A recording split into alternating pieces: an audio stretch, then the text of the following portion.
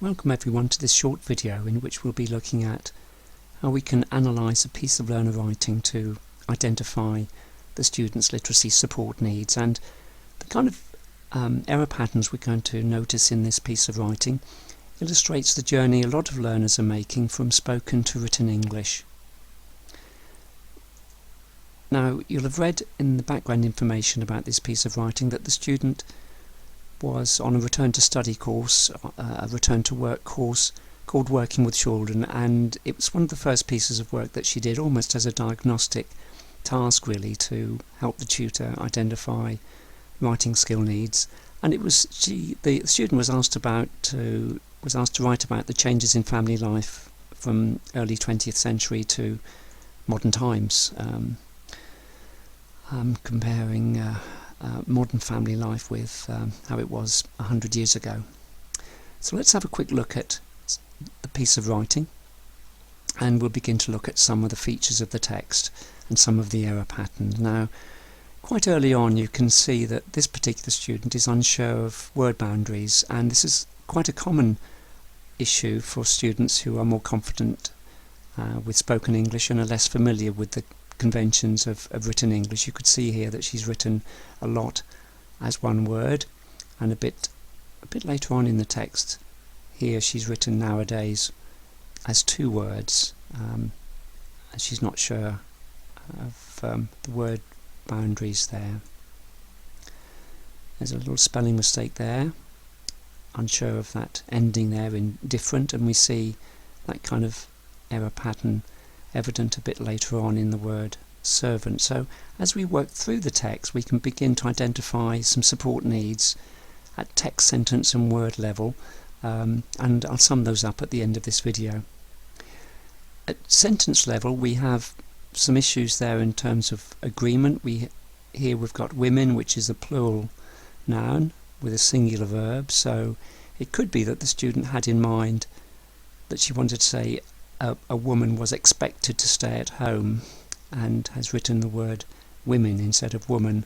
Either way, we've got a lack of concord there, a lack of agreement between the noun and the verb, and we see that also a bit later on. We see here that we have an apostrophe missing, and it's quite interesting when you think about it. We don't use apostrophes in spoken English, of course, but the meaning is perfectly well understood. It's just that when we come to write English, especially the kind of standard English that's required for assignments, it can be a very common area in which we need to offer students support, knowing where to put apostrophes. As we work through the text, we could see another spelling pattern here, families. Now this could be quite a useful one for us to explore, because there are other words, opportunities a bit later down, a little bit later in the text here. She's obviously kind of half familiar with changing the Y to an IES. So that may well be a very useful spelling pattern to look at quite early on.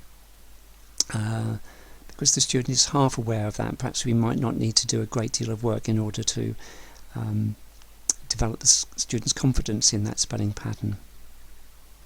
We see families again spelt wrongly there. Throughout the text we have examples of what are called run-on sentences, where we have a comma instead of a full stop, and the use of connectives is also an area in which the student could benefit from some support. We see that the student is making efforts to write more formally.